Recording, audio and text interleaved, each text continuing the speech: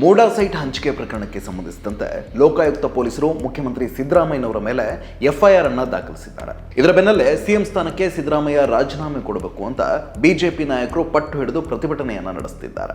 ಹೀಗೆ ಎಫ್ಐಆರ್ ಆಗಿರೋ ಕಾರಣಕ್ಕೆ ರಾಜೀನಾಮೆ ನೀಡಬೇಕು ಅನ್ನುವಂತಹ ಮಾನದಂಡವನ್ನ ನಿಗದಿಪಡಿಸಿದ್ರೆ ಸಿದ್ದರಾಮಯ್ಯನವರು ಮಾತ್ರ ಅಲ್ಲ, ಸದ್ಯ ನರೇಂದ್ರ ಮೋದಿ ಅವರ ಕ್ಯಾಬಿನೆಟ್ನಲ್ಲಿರುವಂತಹ ಕನಿಷ್ಠ 23ರಿಂದ 24 ಸಚಿವರು ರಾಜೀನಾಮೆಯನ್ನ ನೀಡಬೇಕಾಗುತ್ತೆ. ನಿರ್ಮಲಾ ಸೀತಾರಾಮನ್, ಎಚ್.ಡಿ. ಕುಮಾರಸ್ವಾಮಿ, ಶೋಭಾ ಕರಂದ್ಲಾಜೆ, ವಿ ಸೋಮಣ್ಣ, ಬಂಡಿ ಸಂಜಯ್, ಸುರೇಶ್ ಗೋಪಿ, ಜುಯಲ್ ಓರಂ ಸೇರಿದಂತೆ ಹಲವರ ಮೇಲೆ ಎಫ್ಐಆರ್ಗಳು ದಾಖಲಾಗಿದ್ದಾವೆ. ಇವರಲ್ಲಿ ಕೆಲವರು ಚುನಾವಣೆಯ ಸಂದರ್ಭದಲ್ಲಿ ಎಲೆಕ್ಷನ್ ಕಮಿಷನ್ಗೆ ಸಲ್ಲಿಸಿರುವಂತಹ ಕ್ರಿಮಿನಲ್ ಪ್ರಕರಣಗಳ ಪ್ರಮಾಣ ಪತ್ರದಲ್ಲಿಯೇ ತಮ್ಮ ವಿರುದ್ಧದ ಅಪರಾಧದ ಪ್ರಕರಣಗಳನ್ನು ಒಪ್ಪಿಕೊಂಡಿದ್ದಾರೆ ಅನ್ನೋದು ಗಮನಿಸಬೇಕಾಗಿರುವಂತಹ ಅಂಶ. ಈಗ ಎಫ್ಐಆರ್ ಮಾನದಂಡದ ಬಗ್ಗೆ ಮಾತನಾಡ್ತಾ ಇರುವಂತಹ ಇದೇ ಬಿಜೆಪಿ 2024ರ ಲೋಕಸಭಾ ಚುನಾವಣೆಯಲ್ಲಿ ಕ್ರಿಮಿನಲ್ ಪ್ರಕರಣಗಳನ್ನು ಎದುರಿಸ್ತಾ ಇರುವಂತಹ ಗಂಭೀರ ಆರೋಪಗಳನ್ನು ಹೊತ್ತಿರುವಂತಹ 191 ಮಂದಿಗೆ ಚುನಾವಣೆಯಲ್ಲಿ ಸ್ಪರ್ಧಿಸೋಕೆ ಟಿಕೆಟ್ ನೀಡಿತು ಅನ್ನೋದು ಆಘಾತಕಾರಿ ವಿಚಾರ. ಈ ಪೈಕಿ ಗೆದ್ದ 39 ಮಂದಿ ಕ್ರಿಮಿನಲ್ ಪ್ರಕರಣಗಳಲ್ಲಿ ಆರೋಪಿಗಳಾಗಿದ್ರೆ 26 ಮಂದಿ ಗಂಭೀರ ಕ್ರಿಮಿನಲ್ ಪ್ರಕರಣಗಳನ್ನ ಎದುರಿಸ್ತಾ ಇದ್ದಾರೆ. ಅಂದಹಾಗೆ ಬಿಜೆಪಿ ನಾಯಕರು ಸಿದ್ದರಾಮಯ್ಯನವರ ರಾಜೀನಾಮೆ ಕೇಳ್ತಿದ್ರು. ಅವರ ಜೊತೆ ಮೈತ್ರಿ ಮಾಡಿಕೊಂಡಿರುವಂತಹ ಜೆಡಿಎಸ್ನ ಕುಮಾರಸ್ವಾಮಿ ಮಾತ್ರ ನಾನು ಸಿದ್ದರಾಮಯ್ಯನವರ ರಾಜೀನಾಮೆಯನ್ನ ಕೇಳೋದಿಲ್ಲ ಅಂತ ಹೇಳ್ತಿರೋದಕ್ಕೂ ಇದೇ ಎಫ್ಐಆರ್ ವಿಚಾರವೇ ಕಾರಣ. ಯಾಕಂದ್ರೆ ಸಾಯಿ ವೆಂಕಟೇಶ್ವರ ಮಿನರಲ್ ಸಂಸ್ಥೆಗೆ ಅಕ್ರಮವಾಗಿ ಗಣಿಗಾರಿಕೆಗೆ ಅನುಮತಿ ನೀಡಿದ ಪ್ರಕರಣಕ್ಕೆ ಸಂಬಂಧಿಸಿ ಲೋಕಾಯುಕ್ತ ಪೊಲೀಸರು ಎಚ್ಡಿಕೆ ವಿರುದ್ಧ ಕೇವಲ ಎಫ್ಐಆರ್ ಮಾತ್ರವಲ್ಲ, ತನಿಖೆ ಕೂಡ ನಡೆಸಿ ಆರೋಪ ಪಟ್ಟಿಯನ್ನು ಕೂಡ ಸಲ್ಲಿಸಿದ್ದಾರೆ. ಕುಮಾರಸ್ವಾಮಿ ಮಾತ್ರವಲ್ಲ, ಯಡಿಯೂರಪ್ಪನವ್ರದ್ದು ಕೂಡ ಇದೇ ಕತೆ.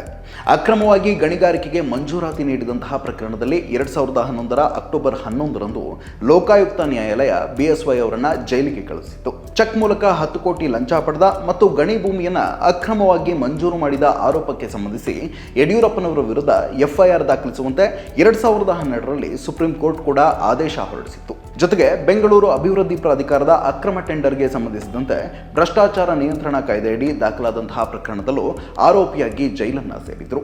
ಇಷ್ಟಾದರೂ 2019ರಲ್ಲಿ ಬಿಜೆಪಿ ಮತ್ತೆ ಅದೇ ಯಡಿಯೂರಪ್ಪನವರನ್ನ ಮುಖ್ಯಮಂತ್ರಿಯ ಸ್ಥಾನದಲ್ಲಿ ಕೂರಿಸಿತ್ತು. ಅಷ್ಟೇ ಅಲ್ಲ, ಈಗಿನ ವಿರೋಧ ಪಕ್ಷದ ನಾಯಕರಾದ ಆರ್ ಅಶೋಕ್ ಅವರ ಮೇಲೂ ಎಫ್ಐಆರ್ ದಾಖಲಾಗಿದೆ. ಈ ಹಿಂದೆ ಸದಾನಂದ ಗೌಡರ ಸಂಪುಟದಲ್ಲಿ ಸಚಿವರಾಗಿದ್ದಾಗ ಬೆಂಗಳೂರಿನ ರಿಂಗ್ ರೋಡ್ ಬಳಿ ಇರುವಂತಹ ಲೊಟ್ಟೆಗೊಲ್ಲಹಳ್ಳಿಯ ಸರ್ವೆ ನಂಬರ್ 10/11F ನಲ್ಲಿನ 14 ಗುಂಟೆ ಹಾಗೂ ಸರ್ವೆ ನಂಬರ್ 10/1ರಲ್ಲಿರುವಂತಹ 9.73 ಗುಂಟೆ ಭೂಮಿಯನ್ನ ಡಿನೋಟಿಫೈ ಮಾಡಿದ್ದ ವಿಚಾರಕ್ಕೆ ಸಂಬಂಧಿಸಿ ಆರ್ ಅಶೋಕ್ ಮೇಲೆ ಎಫ್ಐಆರ್ ಕೂಡ ದಾಖಲಾಗಿದೆ. 8 ಎಕರೆ ಬಗರ್ ಹುಕುಂ ಭೂಮಿಯನ್ನ ಪರಬಾರಿಗೆ ನೀಡಿದಂತಹ ಗಂಭೀರ ಆರೋಪ ಕೂಡ ಅಶೋಕ್ ಮೇಲಿದೆ. ಹೀಗೆ ಬೃಹತ್ ಭ್ರಷ್ಟಾಚಾರ ಪ್ರಕರಣಗಳ ಆರೋಪಿಯಾಗಿರುವಂತಹ ಅಶೋಕ್ ಅವರನ್ನ ಮಂತ್ರಿ, ವಿರೋಧ ಪಕ್ಷದ ನಾಯಕನನ್ನಾಗಿ ಮಾಡಿದ್ದು ಇದೇ ಬಿಜೆಪಿಗರ ಮೇಲಿನ ಎಫ್ಐಆರ್ ಲಿಸ್ಟ್ ಇಲ್ಲಿಗೆ ಮುಖ್ಯ ಅಲ್ಲ. ಮಾಜಿ ಸಚಿವ, ಹಾಲಿ ವಿಧಾನ ಪರಿಷತ್ ಸದಸ್ಯ ಸಿಟಿ ರವಿ ಮೇಲೆ ಕೂಡ 2014ರಲ್ಲಿ ಡಿನೋಟಿಫಿಕೇಶನ್ಗೆ ಸಂಬಂಧಿಸಿ ಚಿಕ್ಕಮಗಳೂರಿನ ಲೋಕಾಯುಕ್ತ ಪೊಲೀಸರು ಪ್ರಕರಣವನ್ನ ದಾಖಲಿಸಿಕೊಂಡಿದ್ರು.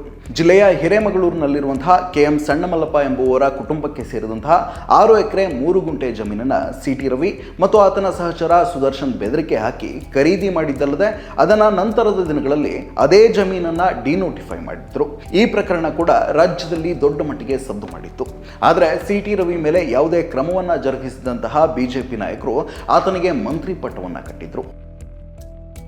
ಇತ್ತೀಚಿನ ಪ್ರಕರಣಗಳನ್ನ ಪರಿಗಣಿಸುವುದಾದ್ರೆ ಬಿಜೆಪಿಯವರೇ ಆದಂತಹ ಮಾಜಿ ಸಚಿವ, ರಾಜರಾಜೇಶ್ವರಿ ನಗರ ಕ್ಷೇತ್ರದ ಹಾಲಿ ಶಾಸಕ ಮುನಿರತ್ನ ಅವರ ಮೇಲೆ ಜಾತಿ ನಿಂದನೆ, ಬೆದರಿಕೆ, ಏಡ್ಸ್ ಟ್ರ್ಯಾಪ್, ಅತ್ಯಾಚಾರ ಸೇರಿದಂತೆ ಹಲವು ಆರೋಪಗಳ ಅಡಿಯಲ್ಲಿ ಒಂದರ ಹಿಂದೊಂದರಂತೆ ಪ್ರಕರಣಗಳು ದಾಖಲಾಗಿವೆ.